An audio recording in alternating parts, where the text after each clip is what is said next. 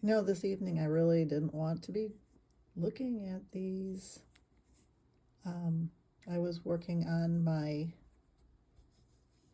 final chapter of my book. I mean, it's already written. I'm just going through some editing process. Um, Going through the editing process where I'm just like getting rid of sentences and stuff. So I think when I put this down, I think I'd found all the subtleties and sides on it. Um, like when I held it up this way, I had this bison, and you can see the leg coming across the front, or above my thumb. And I was thinking that this was a mammoth on this side, but I'm going to withdraw that. And, because it does, I mean, it does kind of look like, but I think that's just the bison with the beard. Um, so the nose and the mouth, and then it's still like, you know, resting. Pull it back over this way. You can kind of see its bison face there.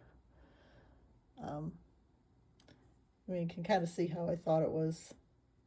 Uh, like this would be the tusk if it was a mammoth, but I didn't do this, and you don't know what their intentions were. And then I keep seeing, you know, little new things about it. Maybe an animal head this way, like ear, nose, head, eye. Um, and it's weird that even that one pretty calcite rock that probably came from South America, um, had the same kind of effigy chippings on it. So, okay, I'm gonna go back to that cat that was like kind of perched up like this. Okay, so it looks like there's an animal facing, with its head facing to the right. Well, when I had it tilted to look like the crouching fox, like this, I noticed over here there seems to be an animal head. What kind of animal head? Um, refer to my favorite thing, the ground sloth. So what if you took these claws and you turned it? Oh,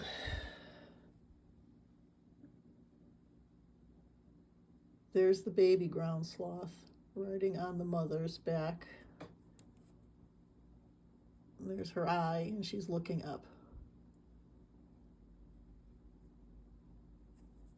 And now it's kind of like in that stance where they kind of can stand like a T-Rex. They're often mistaken for dinosaurs.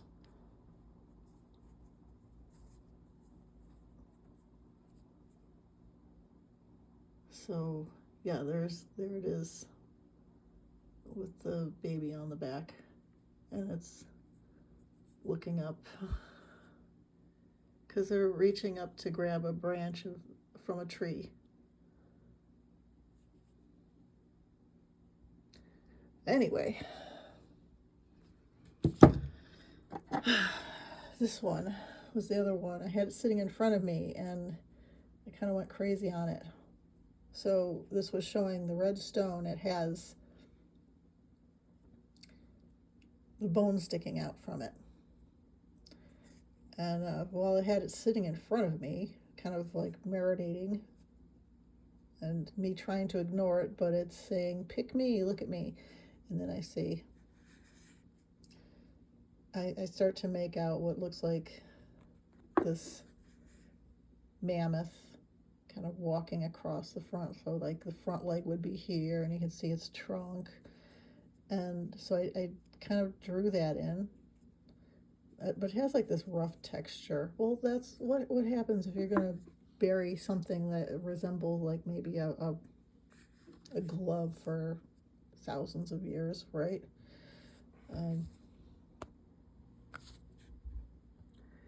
and I find this effigy here. And it probably has, I'm sure it has like little effigies like all over the place. So what happens when you put a lot of different details on the patina? And then I also found this like little guy here, so I traced him, and even like right there you can kind of see a couple stitches like passing through it. This was the side that got me, and I notice things better when I take a picture of them. So originally, if I tilt it in the light, okay, so that bone is like a nose for like whatever animal with its teeth. Don't fall over. Okay, so down there I was tracing its teeth. So I was thinking, okay, it's just like this bear thing looking to the right. But then I see this face here. Well, actually, when I took a picture of it, before the face showed up, I'm gonna put that in front of the mouse so it won't tilt over, and try to just keep the light on it. I saw this formed another mammoth right there. It was a mammoth head, and the legs. The legs, because I put some ink in there, they kind of broke them up. So there was like one leg here and another leg kind of coming down this way, and then so this would be the rear end, and there would be a couple legs here. So that kind of formed a mammoth.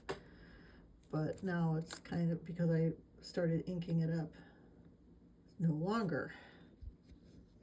Now this stands perfectly like that. I saw this neck, so bear with me. Before I found another, I had another stone and I painted it, and then I took the paint off of it, but I'm trying not to like go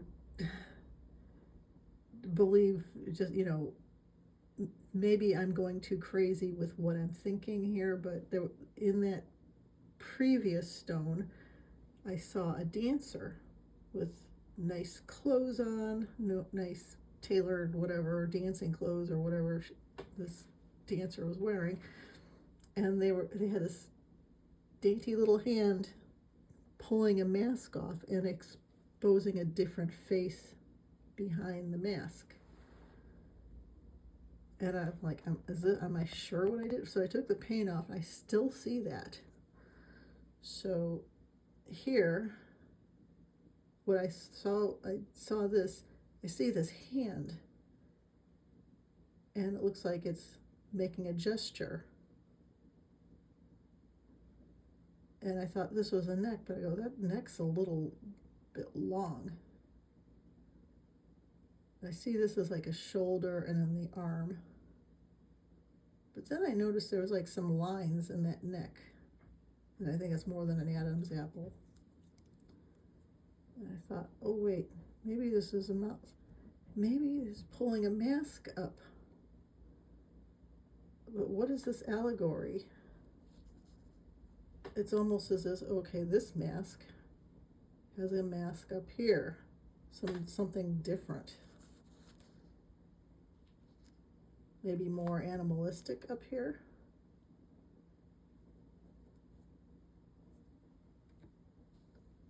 It's hard to say. I mean, maybe I'm just getting too carried away. But you can see the anatomy going on. There's like a shoulder. And this, I was able to pick out that this face has some crazy details on it. It has like I traced the teeth on it. It was like making this, you know, But this one looks like it's just looking down. The shoulder is going up, and the hand is like pushing up these masks. That's really tripped out. All right, good night, everyone.